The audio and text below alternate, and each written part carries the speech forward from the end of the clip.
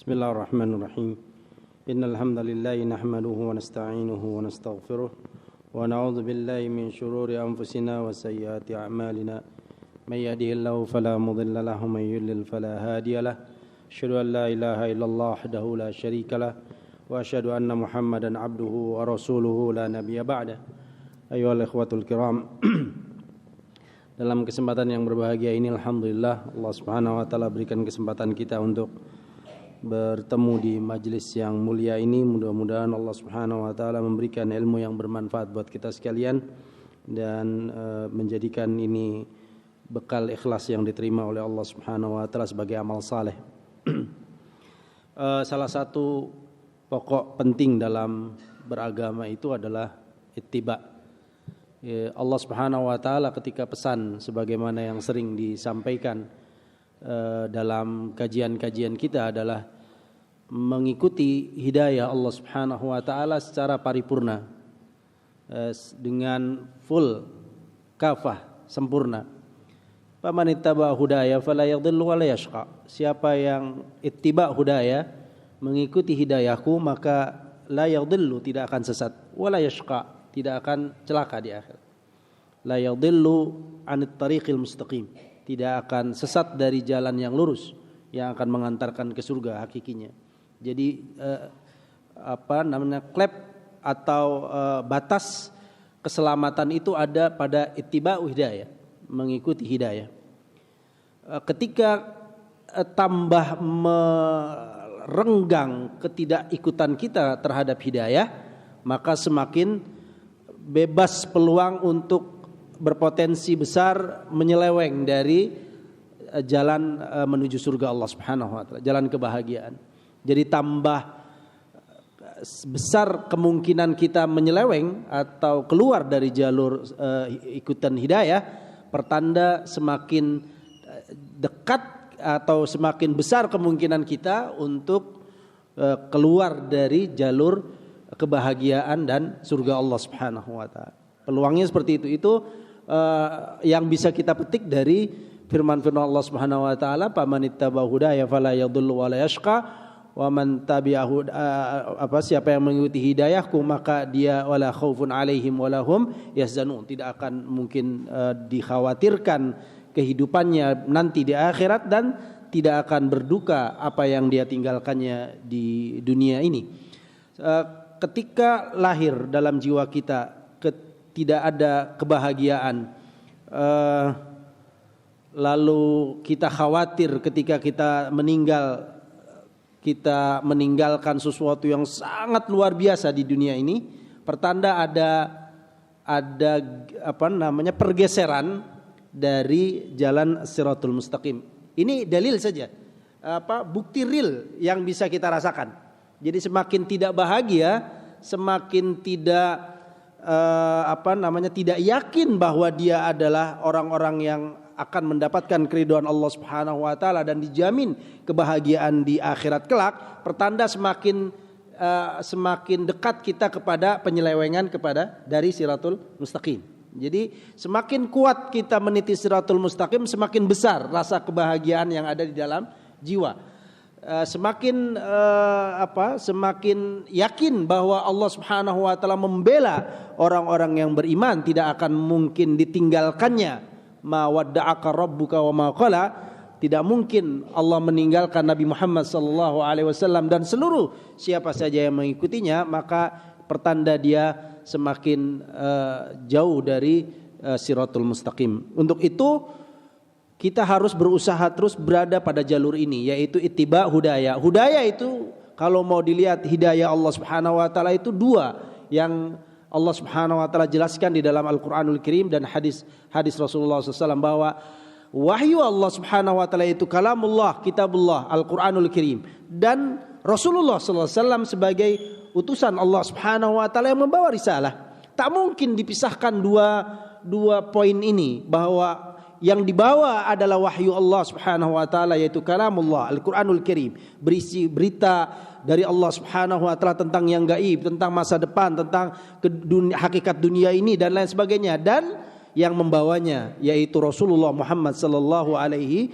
wasallam, walaupun sosok ini sudah wafat, tetapi semua sisi penjelasan ini sudah dijelaskan secara paripurna dan sempurna ketika beliau hidup bersama orang-orang yang ada beriman bersamanya, yaitu para sahabat ridwanullah alaihim ajmain. Al-yauma akmaltu lakum dinakum wa atmamtu alaikum ni'mati wa raditu lakumul islam madina. Jadi ikutan kita kepada dua pondasi besar ini, yaitu Al-Qur'anul Karim dan Rasulullah Muhammad sallallahu alaihi wasallam, maka kita akan berada dari penyelewengan terhadap ittiba, yaitu paman tabi'a hudaya, keluar dari siapa yang mengikuti hidayahku. Berarti tidak terjamin dia tidak akan sesat. La yadhillu wa la yashqa, tidak akan terjamin. Dia juga tidak terjamin la yashqa, di akhirat tidak akan celaka.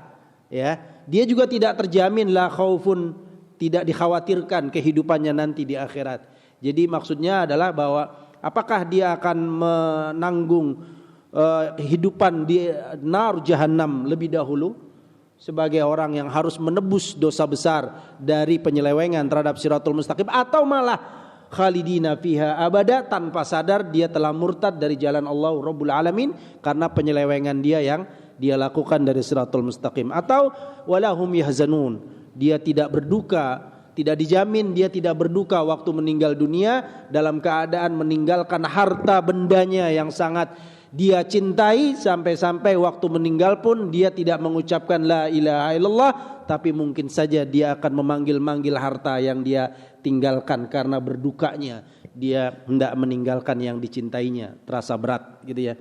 Inilah pentingnya mengapa kita harus terus mengingatkan tentang berada di jalur ittiba' siratul mustaqim, mengikuti siratul mustaqim, mengikuti hidayah, yaitu Al-Qur'anul Karim dan Rasulullah sallallahu alaihi wasallam yang sekarang kita sebut sebagai sunnah dari Rasulullah sallallahu alaihi wasallam, yaitu perjalanan hidup, pedoman hidup, panduan hidup dari Rasulullah sallallahu alaihi wasallam. Mengapa begitu besar ittiba kepada Rasulullah sallallahu alaihi wasallam, yang berarti ittiba kepada Rasul adalah ittiba kepada Al-Qur'anul Karim. Karena tak mungkin kita bisa ittiba kepada Al-Qur'anul Karim kalau kita tidak ittiba kepada Rasulullah sallallahu alaihi wasallam. Bahkan mutlak ittiba kepada Al-Qur'an adalah dengan ittiba kepada Rasulullah sallallahu alaihi wasallam. Karena tak mungkinlah sama sekali tak mungkin bahwa kita bisa memahami Al-Quran, bisa menjalankan semua perintah-perintah Al-Quran, bisa meninggalkan semua larangan Al-Quran. Tidak mungkin itu terjadi kalau kita tidak ittiba kepada Rasulullah sallallahu alaihi wasallam. Di dalam Islam, ittiba kepada Rasulullah sallallahu alaihi wasallam adalah wujud mutlak dari ittiba kita kepada Al-Quranul Karim. Mari kita lihat beberapa penjelasan para ulama terhadap manzilah, kedudukan yang begitu besar dalam Islam tentang ittiba pada Rasulullah SAW. Sehingga banyak sekali buku-buku yang disusun sedemikian rupa untuk mengingatkan betapa besarnya ittiba pada Rasul. Karena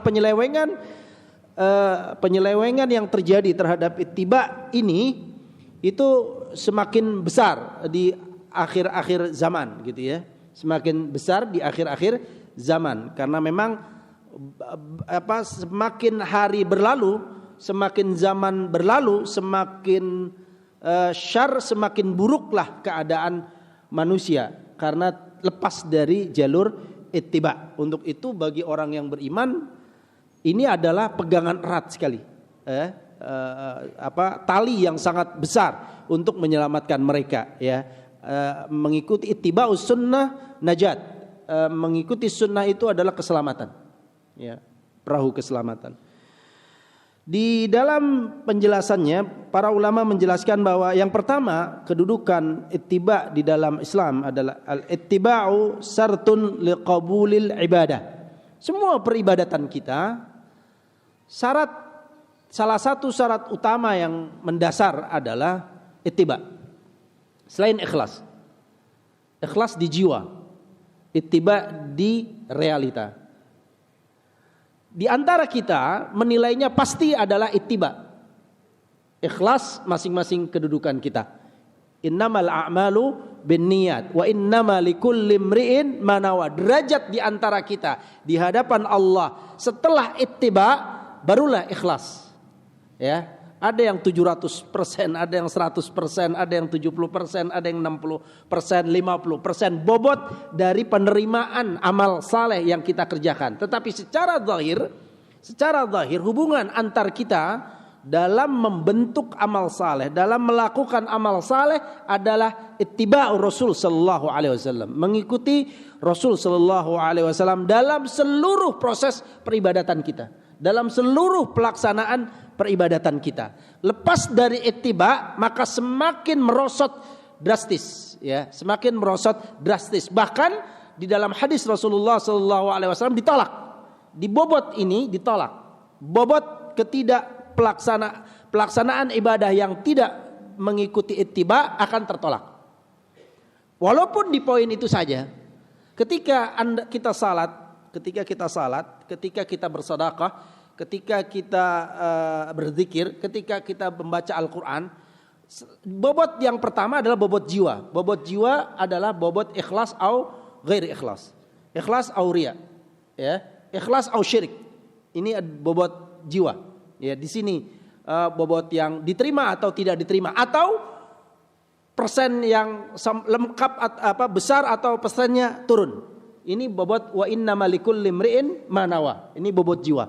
Tapi bobot lahir makbul atau ghair makbul, diterima atau tidak diterima amal tersebut, peribadatan tersebut adalah ittiba'ur Rasul sallallahu alaihi wasallam. Jadi syarat dasar ketika penerimaan secara zahir sebuah amal saleh adalah ittiba'ur Rasul sallallahu alaihi wasallam. Ittiba'ur Rasul, ya. Rasulullah sallallahu alaihi wasallam bersabda, "Man amila amalan." Perhatikan baik-baik. "Man amila amalan." Dia mengamalkan sunnah. Amila amalan. Di sini tidak disebutkan man ahdatsa fi amrina. Kalau man ahdatsa jelas, amalnya memang bukan amal Islam, ya. Amal baru yang dimasukkan ke dalam Islam. Ini ahdatsa fi amrina, karena ahdas itu sesuatu yang baru, ya. Tetapi amila amalan, Anda mengamalkan sunnah, ya. Mengamalkan sunnah artinya perintahnya ada dalam Al-Quran, perintahnya ada dalam hadis, ya. Ini secara dasar sunnah. Misalnya salat, saum, apalagi salat sunnah, zakat, semua itu ada dasarnya. Tetapi amalan, satu amal, ya, satu amal ibadah, lalu laisa alaihi amruna, di situ di amal yang kita kerjakan itu laisa alaihi amruna, tidak ada amr kami di situ. Artinya kami tidak ada detail penjelasan yang kami sampaikan. Kami tidak pernah menjelaskan tentang itu, kok tiba-tiba Anda lakukan juga di dalamnya, ya. Di dalamnya Anda lakukan. Yang paling dasar sekali bahwa sebegitu besarnya, kalaupun Anda sudah melaksanakannya secara umum, secara dasar Anda mengikuti sunnah, tetapi detail pelaksanaannya Anda tidak mau mengikuti sunnah, masih bahwa raddun. Padahal sisi yang sangat sederhana, ya. Misalnya Allahu Akbar sunnah, jelas ini sunnah semua. Sunnah semua, banyak sunnah. Ruku sunnah, takbir sunnah, semua sunnah. Tapi ada masukan-masukan baru yang dilaksanakan di dalam pelaksanaan sunnah itu. Misalnya baca tahiyatnya beda, ya. Langsung saja Allahumma shalli ala Muhammad wa ala ali Muhammad kama shallaita ala Ibrahim wa ala, tanpa at-tahiyatul barakatus salawatut thayyibatulillah. Sisi yang sangat kecil. Maqbulau raddun. Bahwa raddun. Kenapa demikian? Laisa alaihi amruna. Detail perintah kami tidak Anda laksanakan dengan sangat baik. Atau Anda masukkan yang baru. Ya, Anda masukkan yang baru. Yang pertama, ini betapa besarnya masalah sunnah, sehingga belajar terhadap sunnah merupakan pokok. Tapi sayangnya antusias kita, semangat kita dalam mempelajari tafsir Al-Quranul Karim dan detail-detail hadis Rasulullah SAW minim, sangat minim, ya, minim sekali. Kalau waktu kita 3 waktu sekarang di sini aja, kita lebih senang dapat ilmunya dari internet, website, dibandingkan detail kita. Padahal di website berbagai ragam, kita nggak tahu betulkah itu di dalam kitabnya tercantum, atau apakah benar itu penafsiran para ulama, atau hanya sekedar info saja. Saya pernah baca dalam sebuah website tulisan ada kata-kata qaul hada Imam Bukhari fi sahihi. Kebet habis-habisan, nggak ada satupun Imam Bukhari. Rupanya bukan Imam Bukhari dalam sahihnya, tapi Imam Bukhari dalam Al-Adabul Mufrad.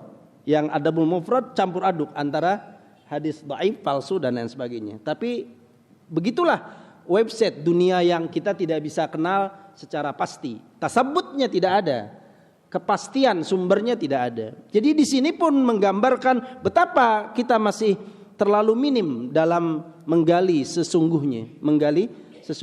Mengapa tempat ini tidak dimanfaatkan untuk lebih mendalami, lebih antusias kita untuk mendalami? Mengapa usrah-usrah kita tidak pernah dijadikan standar? Karena bahasanya Indonesia, padahal di website juga Indonesia. Anda tidak baca bahasa Arab gitu, sama saja, nggak ada bedanya. Cuma dorongan kita untuk menggali ini sangat minim. Ini yang pertama, bahwa sisi kecil sekali, yaitu amalan dasarnya sunnah, tapi ketika dicampur bukan yang sunnah, terjebaklah Anda pada bahwa raddun.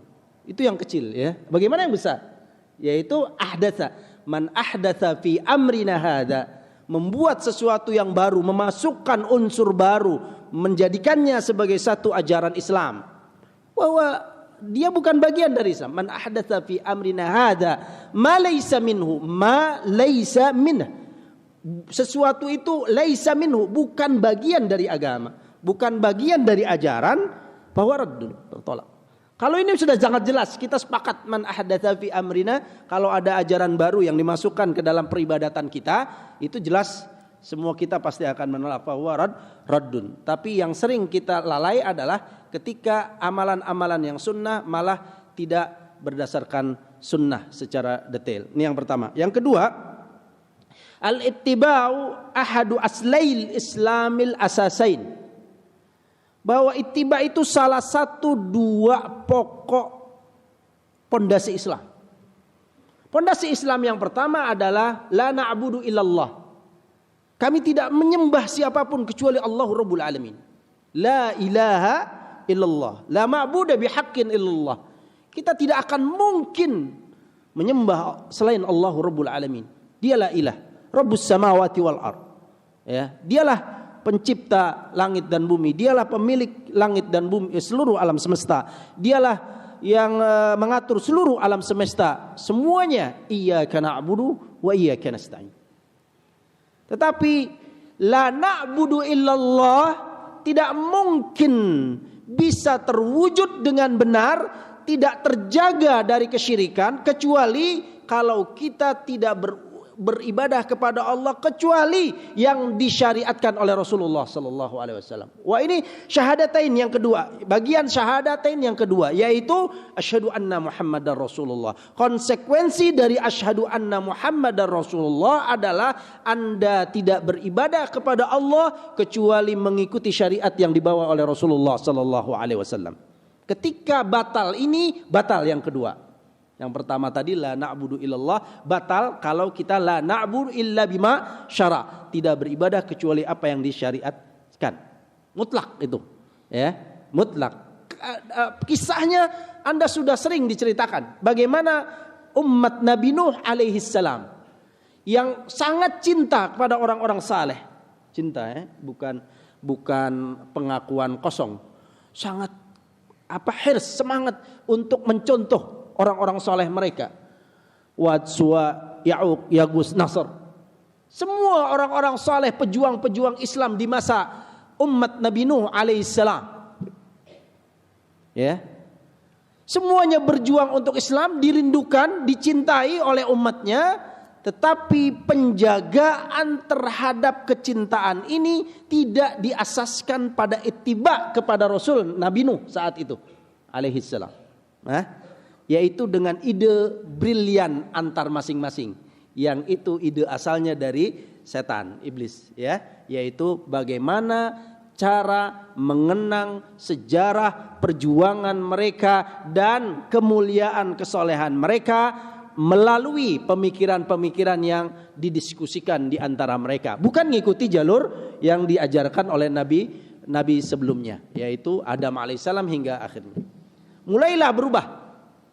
Ya, mulailah berubah, yaitu mulailah dibuat patung karena ide di sini dituangkan di dalam kecintaan kita kepada orang saleh,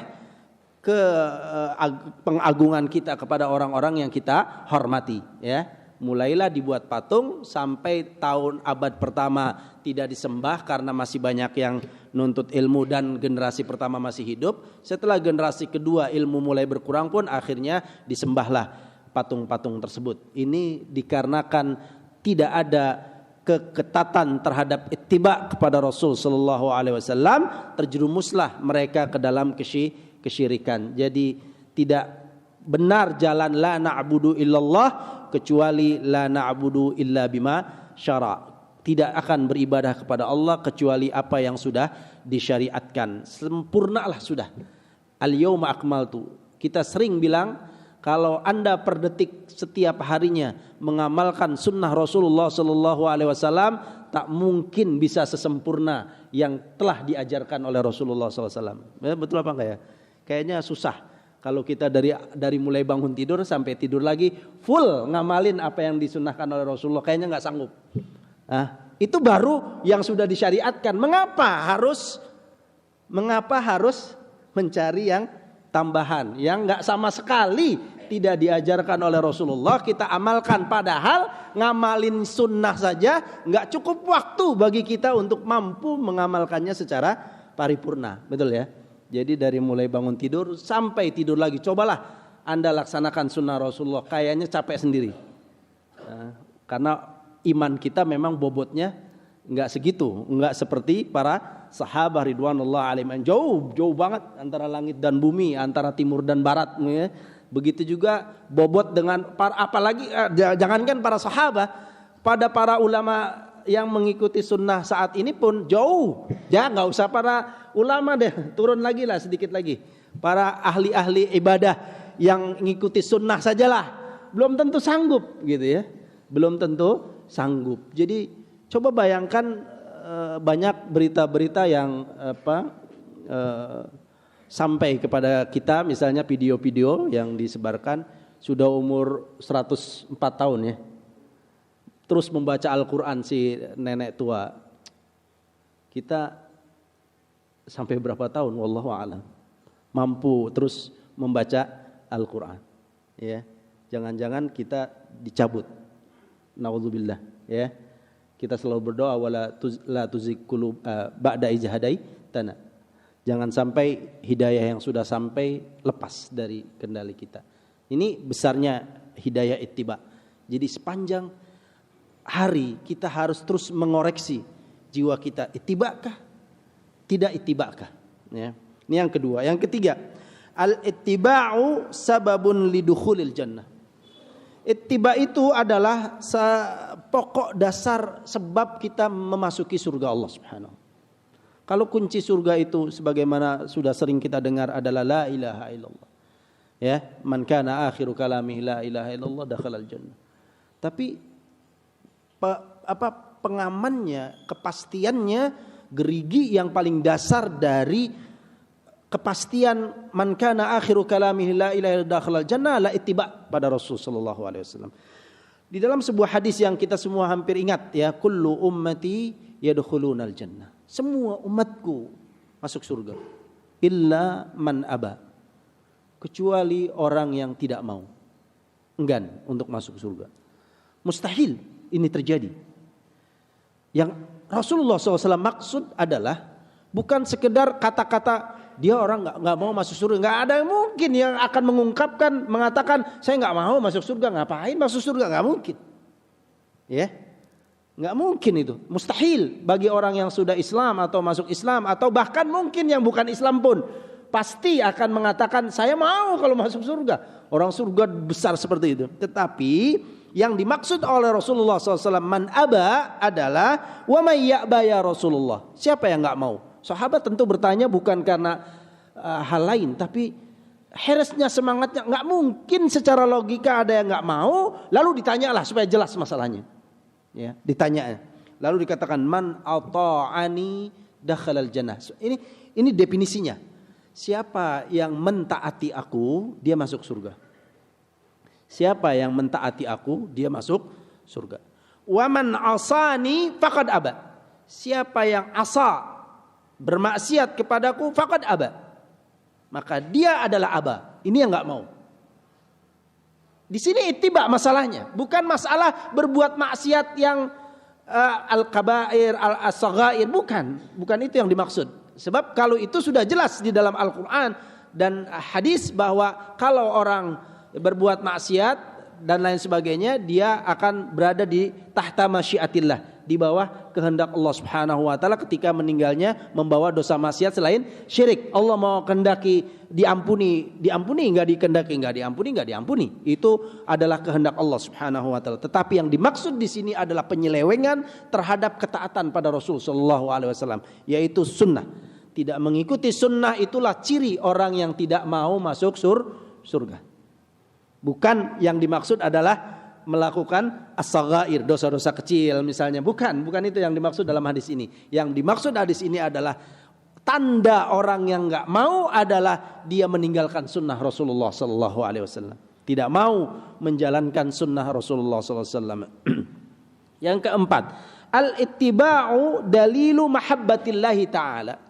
Ittiba itu adalah bukti real. Ittiba itu adalah bukti real Allah mencintai Anda. Keyakinan Anda dicintai Allah atau tidak dicintai Allah, lihat realnya. Semangat Anda mengikuti sunnah itu tanda Allah mencintai Anda. Bersyukurlah, pertahankanlah syukuran itu. Jadi nggak usah pusing dalam arti Allah mencintai saya, ragu terus seperti diwaswaskan setan, tidak. Orang yang beriman sangat yakin kalau dia mengikuti Rasul sallallahu alaihi wasallam, pasti Allah mencintainya. Qul in kuntum tuhibbunallaha. Katakanlah, ini pertama kali.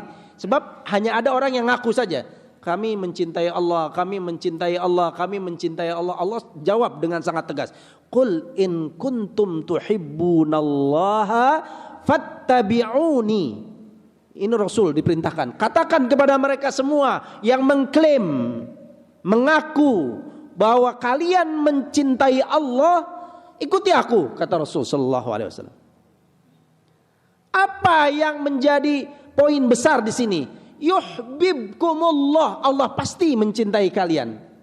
Jadi ukurannya adalah sepanjang kita mengikuti sunnah Rasul, maka ada keyakinan dalam jiwa kita Allah pasti mencintai kami. Allah pasti mencintai kami. Gangguan apapun untuk meruntuhkan itu tak mungkin runtuh. Sebab dia sudah membaca firman Allah Subhanahu wa taala ini.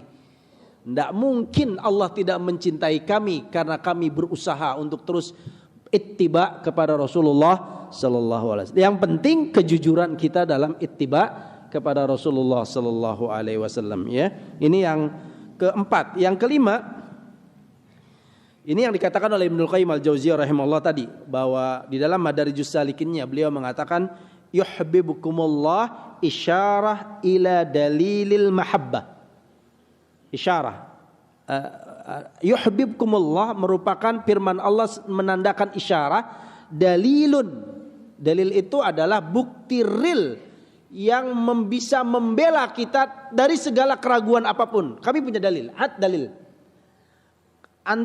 Kita ketika mengklaim bahwa kami berada dalam kebenaran, itu harus ada dalil. Dalilnya itu untuk yang paling pertama, apa istilahnya ya? Kepentingan dalil adalah untuk tumakninah kita juga. Disabatkan kita dalam keyakinan ini ketika kita punya dalil. Ketika kita tidak punya dalil, maka kita akan goyang. Ketika digulirkan sama seseorang sedikit saja, maka kita akan iya ya, benar juga. Oh iya ya, akhirnya terombang-ambing dalam perjalanan kehidupan kita tanpa jelas arah dan jalannya. Sedangkan kalau Anda ittiba kepada Nabi Muhammad sallallahu alaihi wasallam, maka semua propaganda, semua bisikan, semua gangguan, semua godaan yang akan menyelewengkan kita dari jalan ini tak akan mungkin bisa merubah pendirian kita untuk tetap pasti kita dicintai oleh Allah Subhanahu wa taala. Ini bukti, dalilun mahabbah wa samaratuha wa faidatuha. Selain dia bukti, dia juga adalah hasil dari ittiba kita. Semakin kuat kita ittiba, Allah akan berikan terus rasa cintanya kepada kita sekalian. Begitu juga faidahnya. Ini yang keempat. Kelima, al-ittiba'u tariqu tahsili mahabbati Rasulullah sallallahu alaihi wasallam. Untuk mendapatkan hakikat jalan yang sesungguhnya mencintai Rasulullah adalah dengan ittiba. Kalau Anda misalnya membaca sirah Nabi sallallahu alaihi wasallam, begitu muncul rasa cinta Anda kepada Nabi sallallahu alaihi wasallam. Akhlaknya yang mulia, adabnya yang sangat tinggi, pribadinya yang sangat kuat, ibadahnya yang sangat indah pada Allah Rabbul Alamin, tauhidnya yang sangat kokoh dan bersih. Semuanya itu setelah Anda baca melahirkan rasa cinta dalam jiwa. Tapi itu semua akan kosong dan bohong kalau Anda tidak menempuh jalannya. Itu akan meredup, selesai. Itu hanyalah ungkapan kilatan semata, sebentar akan lenyap. Tetapi ketika dia dijalani dengan mengikuti sunnah Rasul sallallahu alaihi wasallam, maka kecintaan Anda yang tadi terungkap dalam pembacaan sirah Nabi itu benar adanya di dalam jiwa kita sekalian. Sehingga Rasulullah sallallahu alaihi wasallam ketika bersabda kepada para sahabatnya, la yu'minu ahadukum. Ini sabda kepada para sahabatnya, la yu'minu ahadukum. Salah satu di antara kalian tak mungkin disebut beriman, la yu'min.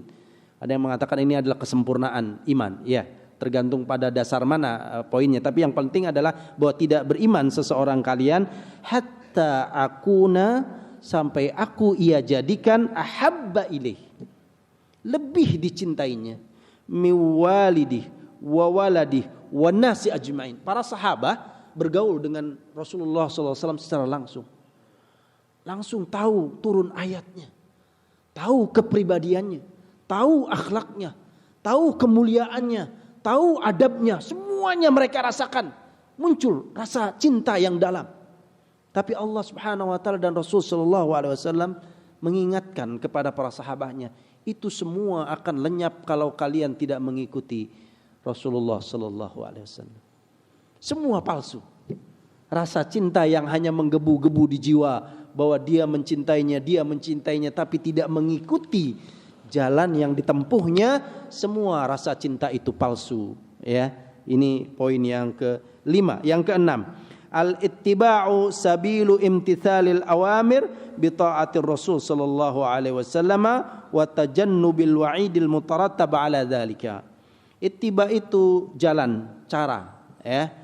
Cara menjunjung tinggi perintah-perintah Allah Subhanahu wa taala, perintah-perintah agama, perintah-perintah Islam adalah dengan mentaati Rasul sallallahu alaihi wasallam.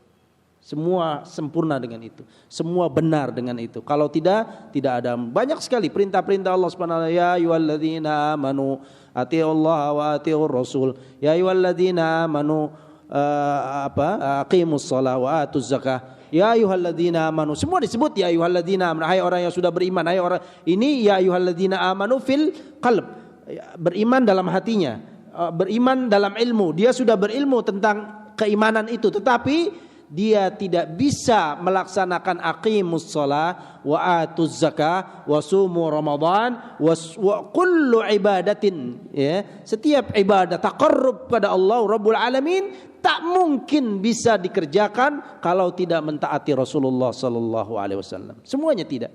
Sampai yang kita bilang yang paling ringan saja, kita tidak bisa selamat dari setan kalau kita tidak mengikuti sunnah Rasulullah sallallahu alaihi wasallam. Setan bisa masuk ke rumah Anda, makan bersama dengan Anda, minum bersama dengan Anda, satu selimut bersama Anda dalam tidurnya, kecuali dijaga oleh satu sunnah yang sangat ringan dari Rasulullah sallallahu alaihi wasallam. Mau baca 1000 kalimat apapun, kalau tidak mengikuti ini tak bisa menjaga setan masuk ke dalam rumah-rumah Anda sekalian. Iya betul ya. Jadi ini mabitnya setan, makannya setan, minumnya setan, tak terjaga kalau kita tidak mengikuti sunnah. Bahkan anak yang dilahirkan oleh kita sekalian sudah terkena mas setan, iblis, kalau kita tidak jaga waktu kita berhubungan dengan istri dengan sunnah Rasulullah sallallahu alaihi wasallam. Bebaslah Anda berhubungan dengan istri, tapi jagalah anak-anak Anda dengan menjalankan sunnah waktu melakukannya. Selamat dia. Kalau tidak, hati-hati, celaka. Jangan-jangan banyaknya anak-anak kita yang lahir dalam keadaan, mohon maaf, kurang baik, kurang bagus. Jangan-jangan kita lupa waktu menjalankan sunnah, yang dipikirin enaknya doang, sunnahnya dilupakan. Wallahualam, jangan sampai. Ini penjagaan penting, penjagaan yang ringan sederhana, tapi kita kurang menyelami tentang bahayanya meninggalkan sunnah. Bahayanya kita anggap remeh, kecil ini, sunnahnya biasa. Lupa efek luarnya, efek nantinya, efek nantinya itu yang sangat bisa berbahaya dan mengerikan, bukan hanya untuk kita tapi anak keturunan kita, sampai-sampai waktu kita mau nikah, sudah nikah, istrinya dipanggil ke dalam kamar setelah sholat 2 rakaat, betul ya, dipegang ubun-ubunnya, didoain. Kayaknya susah itu, nggak ada kayaknya yang ngelaksanain gitu ya. Apa ngelaksanain? Alhamdulillah kalau ngelaksanain, terutama yang belum nikah. Sebelum ntar lagi mau nikah, kerjainlah sunnah itu. Jangan mentang-mentang gak malu Ustadz, pakai malu, orang udah punya milik haknya pakai malu-malu dipegang, ya. Kalau malu-malu nggak punya anak insyaallah taala. Ya, jadi pegang erat-erat ini. Ya.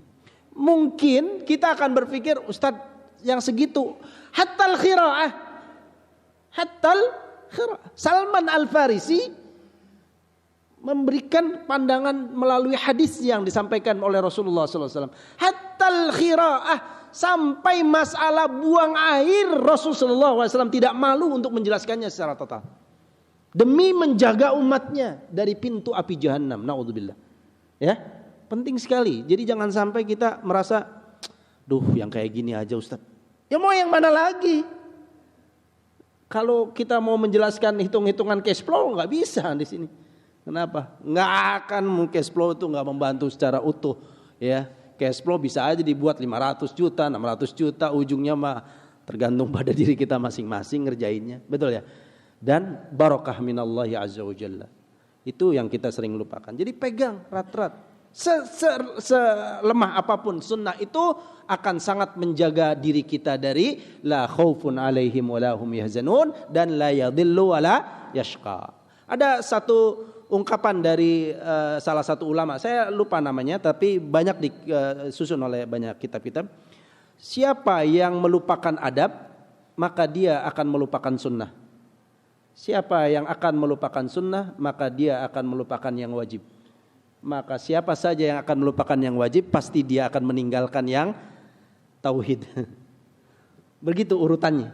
Jadi terkadang kita nganggap yang remeh, tapi pada ujungnya akhirnya semuanya kita singkirin.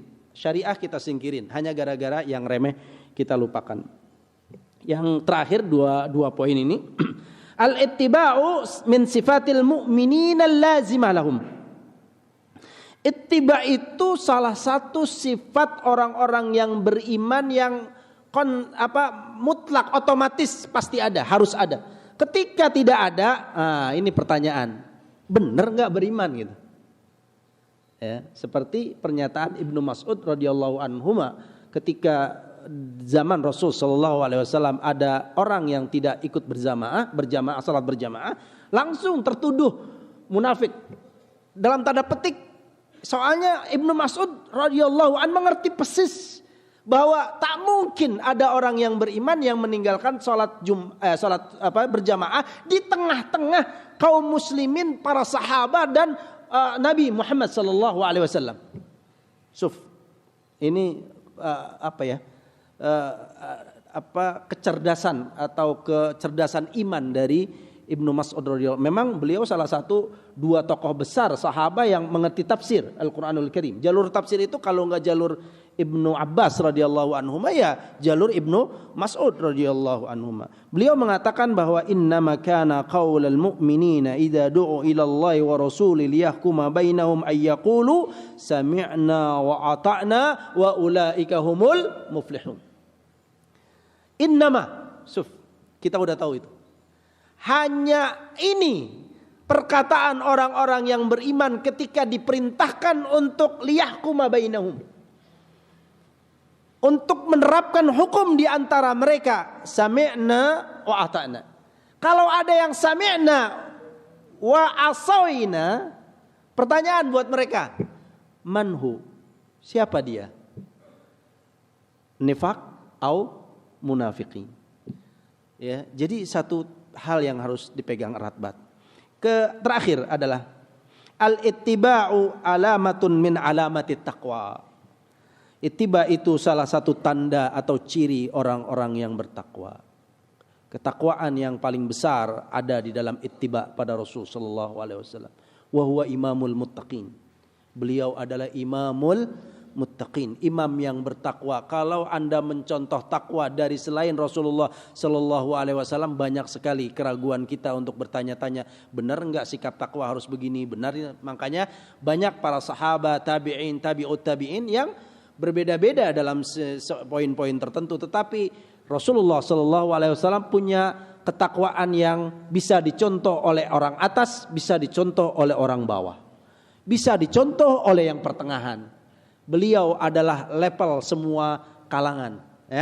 Banyak sahabat yang tidak bisa dicontoh oleh orang bawah, hanya orang-orang atas. Misalnya Abu Bakar As-Siddiq radhiyallahu an.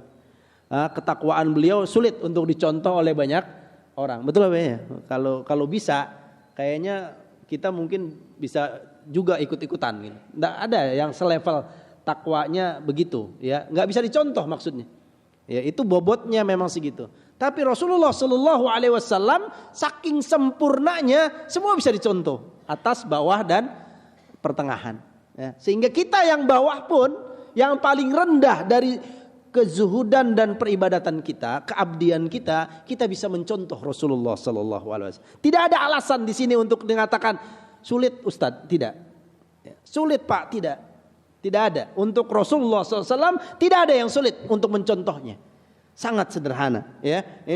Fala wa rabbika la yu'minun hatta yuhaqqimuka fima syajara bainahum thumma la yajidu fi anfusihim harajan mimma qadaita wa yusallimu taslima. Wa dzalika wa may yu'azzim sya'airallah fa innaha min taqwal qulub.